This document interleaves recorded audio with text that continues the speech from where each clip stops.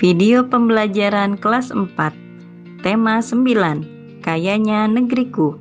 Subtema 1, Kekayaan sumber energi di Indonesia. Tujuan pembelajaran 1. Mengamati gambar pembangkit listrik tenaga air. Siswa mengetahui keterkaitan antara sumber daya air dengan energi listrik dengan penuh tanggung jawab. 2. Memahami bacaan teks dan mengamati gambar tentang sumber energi air dan listrik. 3. Membaca bacaan tentang lingkungan. Siswa memahami hubungan manusia dengan lingkungan dengan penuh kepedulian. 4. Membuat peta pikiran. Siswa dapat memahami hubungan manusia dengan lingkungan dengan penuh tanggung jawab. Assalamualaikum warahmatullahi wabarakatuh. Bagaimana kabar hari ini anak-anak? Oke, kalau ibu tanya kabar, silahkan kalian menjawab Alhamdulillah, luar biasa, Allahu Akbar. Ulangi lagi ya. Bagaimana kabar hari ini? Alhamdulillah, luar biasa, Allahu Akbar. Oke, sebelum kita mulai, mari kita berdoa menurut agama dan kepercayaan masing-masing. Berdoa mulai. Selesai. Oke, sebelumnya ibu akan absen dulu ya. Melihat semuanya sepertinya sudah hadir semua ya. Terima kasih, alhamdulillah, semoga Allah memberikan kita kesehatan selalu. Selanjutnya kita akan tepuk semangat dulu nih biar makin semangat. Tepuk semangat. Semangat. Oke, terima kasih anak-anak untuk semangat hari ini karena sudah bertepuk semangat dengan sangat semangat. Oke. Ibu sebelumnya ingin bertanya dulu nih, bagaimana pelajaran yang sebelumnya? Apakah masih ingat materi apa yang kita pelajari pada pelajaran sebelumnya? Ya, betul sekali.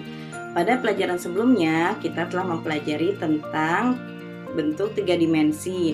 Salah satunya kita membuat karya dengan bahan plastisin.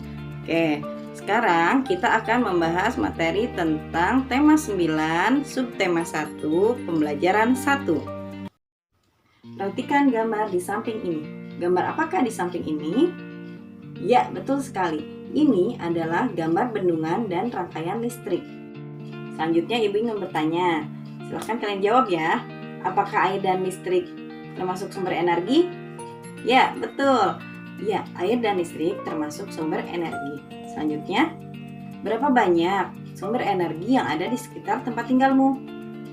Betul sekali. Tentu sangat banyak ya. Lalu selanjutnya ibu ingin bertanya lagi, seberapa sering kamu menggunakan air dan listrik ini untuk kegiatan sehari-hari? Ya, betul sekali. Pasti sangat banyak ya, pasti sangat sering sekali kita menggunakan air dan listrik untuk kehidupan sehari-hari. Kita harus banyak bersyukur hidup di bumi Indonesia, bangsa yang dikaruniai sumber daya. Salah satunya sumber daya energi, mulai dari minyak, gas, sampai yang bukan minyak. Sumber-sumber energi yang dapat menghasilkan listrik, contohnya tenaga air, uap, panas bumi, dan nuklir. Sumber-sumber energi tersebut diubah menjadi tenaga listrik, disebut pembangkit listrik.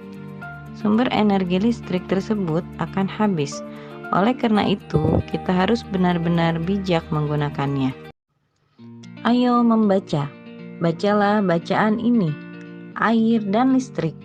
Air memiliki manfaat yang sangat besar bagi kehidupan manusia. Salah satu pemanfaatan air adalah sebagai pembangkit listrik tenaga air. Manfaat air sangat besar dan berpengaruh terhadap kehidupan manusia.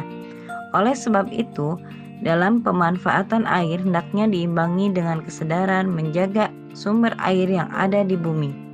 Membuang-buang air merupakan perbuatan yang tidak bijak.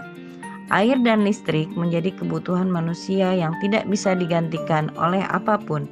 Kegiatan sehari-hari akan terganggu ketika pasokan air dan listrik terganggu. Di Indonesia, pembangkit listrik tenaga air adalah salah satu upaya yang dapat dilakukan untuk memenuhi seluruh kebutuhan pasokan listrik bagi masyarakat. Banyaknya ketersediaan air menjadi salah satu alasan paling mendasar untuk membangun pembangkit listrik tenaga air di Indonesia. Oleh karena itu, Tidak mengherankan jika di Indonesia memiliki banyak waduk atau bendungan. Waduk atau bendungan merupakan salah satu rangkaian sistem dari pembangkit listrik tenaga air. Aliran air dari bendungan atau waduk digunakan untuk menggerakkan turbin yang akan membangkitkan energi listrik. Air merupakan salah satu sumber energi yang cukup berlimpah. Air menyimpan energi yang cukup besar. Aliran air mampu menggerakkan kincir yang dibangun di dekat sungai. Kincir-kincir ini akan dihubungkan dengan generator untuk menghasilkan listrik. Makin deras aliran air, semakin kencang kincir berputar. Energi listrik yang dihasilkan pun semakin besar. Setelah kita membaca bacaan tadi, marilah sama-sama kita jawab pertanyaan berikut ini. Pertanyaan pertama, apa fungsi air dalam pembangkit listrik tenaga air? Ya, betul sekali. Air berfungsi menggerakkan kincir air. Gerakan kincir air kemudian diubah menjadi energi listrik oleh generator. Pertanyaan kedua, mengapa untuk menghasilkan listrik perlu dibangun sebuah bendungan? Ya, betul sekali. Bendungan berfungsi untuk menaikkan ketinggian air sehingga menghasilkan energi gerak yang dapat menggerakkan kincir air. Pertanyaan ketiga, adakah pembangkit listrik tenaga air di sekitarmu? Jika tidak, di daerah sekitarmu berarti tidak ada pembangkit tenaga listrik.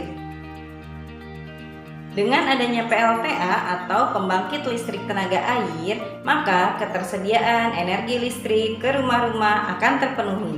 Kita pun bisa memanfaatkannya untuk menghidupkan berbagai peralatan listrik yang memudahkan kegiatan kita sehari-hari, seperti lampu, televisi, dan peralatan listrik lainnya. Selanjutnya, kita akan membaca bacaan tentang lingkungan. Kehidupan manusia tidak bisa dipisahkan dari lingkungan alam dan lingkungan sosial.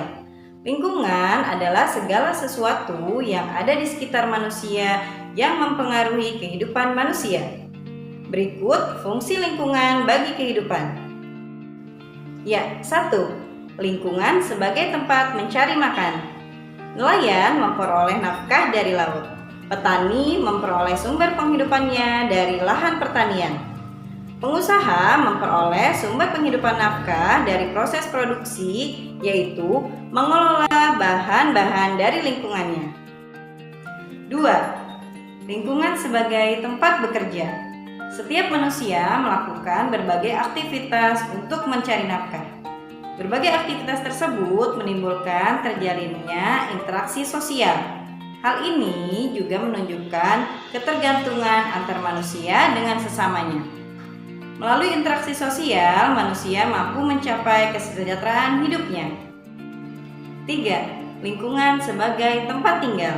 Kalian tentu bisa membayangkan jika suasana lingkungan rumah kotor dan penuh dengan sampah yang bau. Ditambah lagi bising, penuh asap pabrik maupun kendaraan, air yang keruh, dan listrik yang padam. Tentu sangat tidak nyaman tinggal di kawasan seperti itu, bukan? Tumbuhan dan hewan tidak mampu bertahan hidup jika keadaan lingkungan berubah. Ikan tidak dapat bertahan hidup di darat, dan kambing tidak dapat hidup di air. Setiap makhluk hidup memerlukan lingkungan tertentu sebagai tempat tinggal. Lengkapi peta pikiran berikut. Apakah lingkungan hanya bermanfaat bagi manusia? Mengapa? Mengapa lingkungan bisa mempengaruhi aktivitas manusia? Apa saja fungsi lingkungan bagi manusia? Ada berapa jenis lingkungan? Sebutkan. Setelah kita melihat peta konsep tadi, silakan jawab pertanyaan yang ada pada peta konsep tersebut, seperti contoh jawaban pada gambar berikut ini. Demikian materi pembelajaran kita hari ini. Adapun kesimpulannya adalah air dan listrik sangat bermanfaat bagi kehidupan manusia. Oleh sebab itu, kita harus menjaga lingkungan ini agar tetap asri dan lestari. Oke, sebelum kita tutup pembelajaran hari ini, kita berdoa menurut agama dan kepercayaan masing-masing. Berdoa mulai. Selesai. Ya, Ibu tak lupa untuk selalu mengingatkan anak-anak kepada 5M, yaitu memakai masker, mencuci tangan dengan sabun, menjaga jarak, menghindari kerumunan, dan mengurangi mobilitas atau bepergian. Demikianlah, kurang lebihnya Ibu mohon maaf. Wassalamualaikum warahmatullahi wabarakatuh.